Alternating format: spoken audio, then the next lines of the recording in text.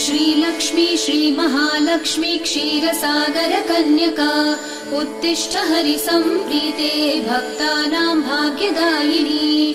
श्रीलक्ष्मी श्रीमहालक्ष्मी क्षीरसागर कन्यका उत्तिष्ठ हरिसम्प्रीते भक्तानां भाग्यदायिनी।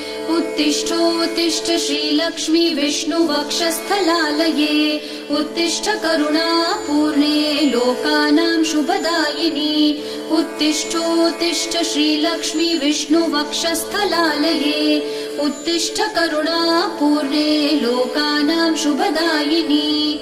श्रीपद्ममध्यवसिते वरपद्मनेत्रे श्रीपद्महस्तचिरपूजित पद्मपादे श्रीपद्मजात जननी शुभपद्मवक्त्रे श्रीलक्ष्मी भक्तवरदे तव सुप्रभातम्।